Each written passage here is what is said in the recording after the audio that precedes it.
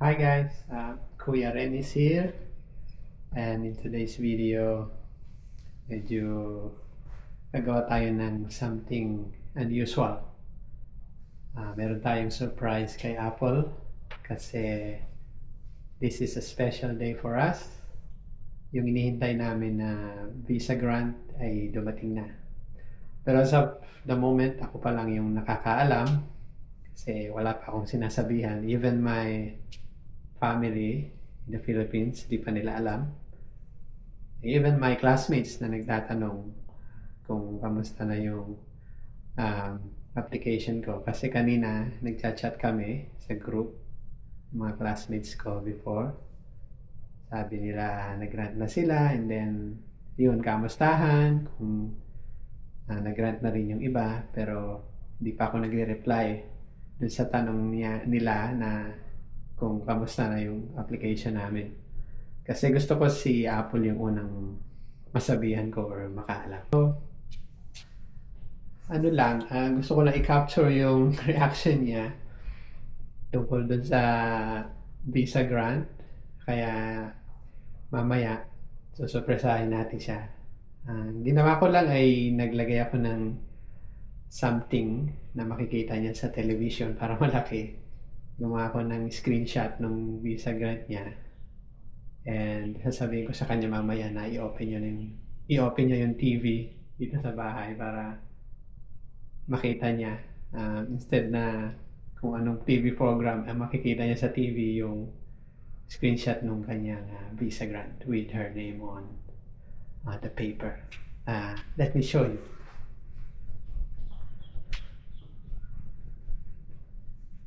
So, ayan yung television. And what I did is just use the Google Chromecast. Nag-save ako ng slideshow, which is yung screenshot ng visa grant niya. So, pag in-open niya yung TV, medyo bagal lang siya. Ayan. So, makikita niya yung visa grant notification ng immigration. Okay guys, mamaya tingnan natin kung ano magiging reaction niya. Sana masurpresa natin siya. Let's see, okay? Bye for now.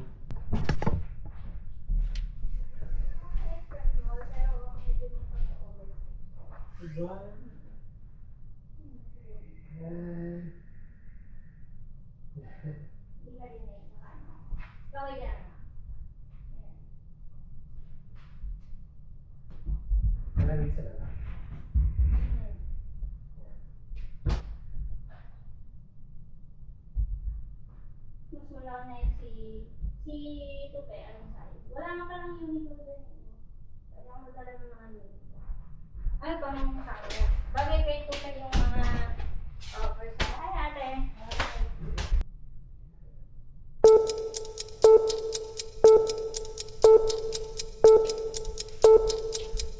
Ako, ubus na yung sick leave ko kasi nung nagasakit ako ng 2 weeks. Hindi ginawa mo sa TV. Ay, manood ka. Manood ka TV. Hindi na. Ay, parang nagpa-vitamins ako. Vitamin D.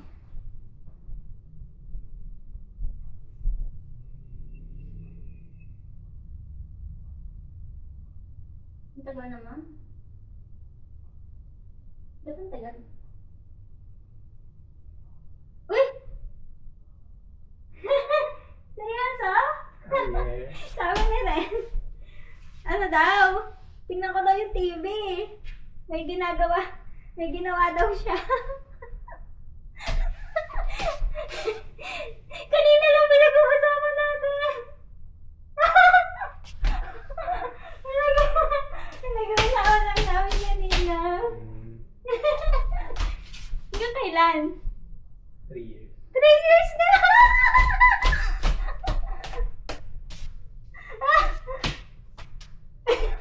Kanina na.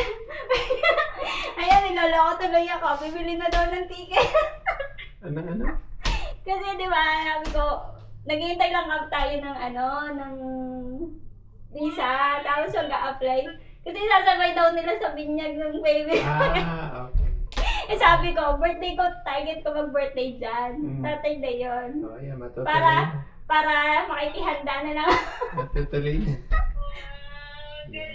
Pinag-uusapan lang namin kanina, di ba? Habang naglalakad. Thank you. Nakita na ni ate? Hindi pa. Ikaw pa lang sabihan ko. Teka lang. Nakita niya na ba? Nakita niya na? Hindi pa nga. Ay, hindi pa pala. Surprise ko sa'yo. Surprise mo pa sa akin yan. Hindi mo pala nakita ni ate.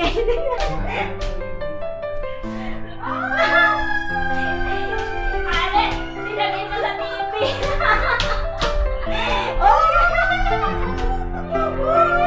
Sabi ko sa inyo eh. Sabi ko sa inyo eh.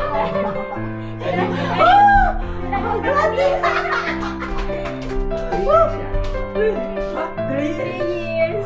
Oh. Now. Makakaano ka na. Naano tuloy ako. Ayun yung friend niya. Bibili na daw ng ticket.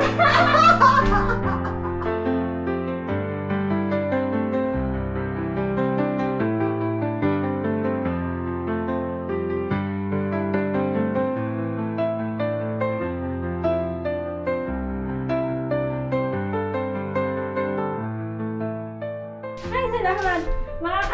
Makakahinga na. Matutuloy ng pagpunta mo sa New Zealand. Matutuloy ng pagpunta sa New Zealand. Ayan, ako tuloy na New Zealand ko. Na-approve na. Kanina.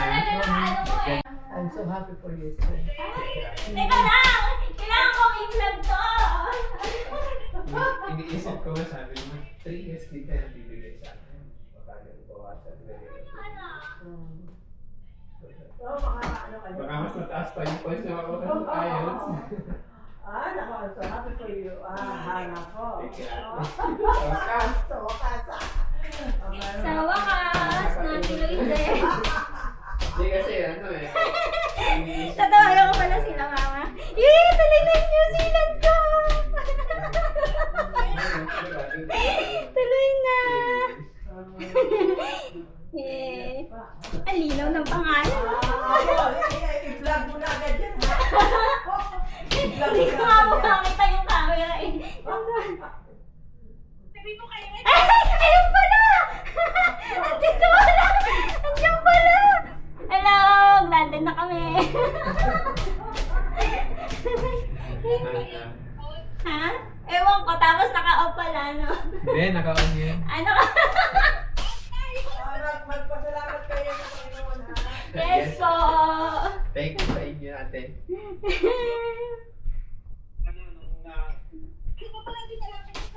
Ay, wait, saglit lang. Tatawagan ko lang sila, mama. Ay. Tawagan ko lang sila, mama. Bye-bye! Hi guys! Good morning! Okay, Ay. prepare na para pumasok sa trabaho. Alin ang sayo dyan? Wait, hindi ko pa nalalagay yung ulam. Ay, ito ba? Ay, ito. Ito lang. Lagay natin itong ulam ni Rena. So, yan guys. Kagabi, hindi ko ina-expect yung pasurpresa nitong isa. For the first time. Pinag-isipan mo bang mabuti surpresa mo? Kasi hindi ito nanunurpresa eh. First time niya talaga. And hindi ko rin ina-expect na kahapon na kami mag-grad. Nagkataon pa naman, nakausap ko din yung friend ko. At habang naglalakad pauwi, eh yun ang pinag-uusapan namin, yung visa. Kinakamusta niya. Kasi guys, plan kasi talaga namin na magpunta sa New Zealand, magkita kami. Kasi tagal na namin hindi nagkikita ng best friend ko. Magta 10 years na kami na hindi nagkikita. Eh last year hindi kami nakapunta doon nung wedding niya kasi iba talaga yung priority namin, and sabi ko hindi namin priority yung gumastos. And I told her na kapag nag-grant yung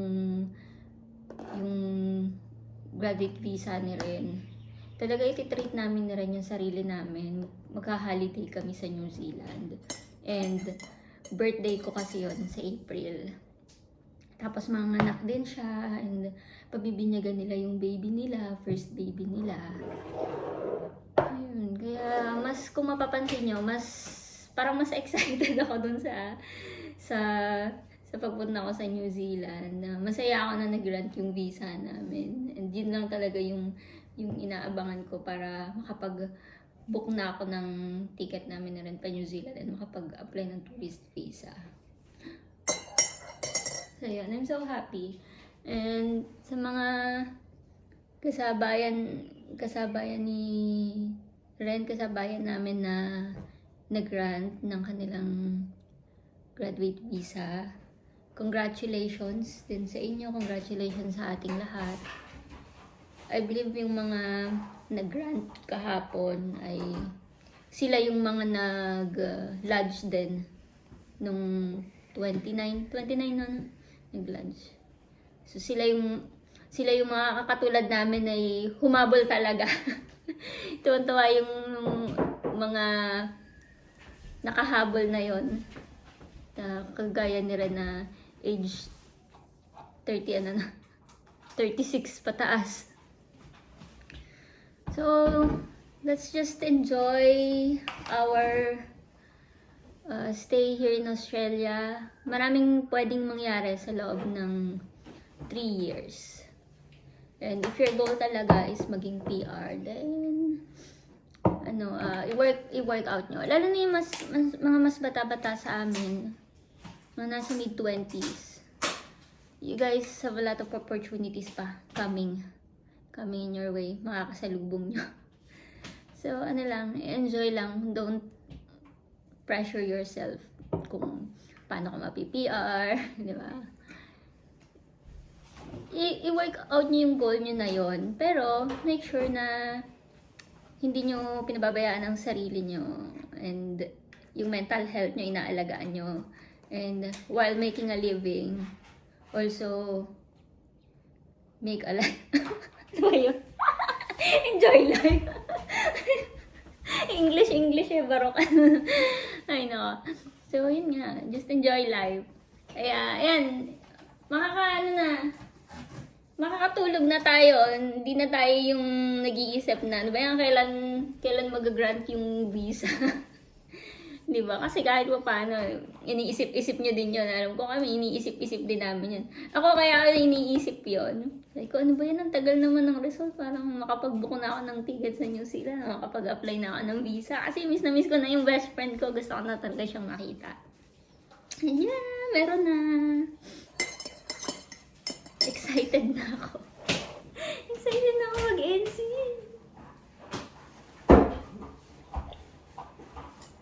Sama ka sa akin, ha? Di, sama ka, di ba? Sige.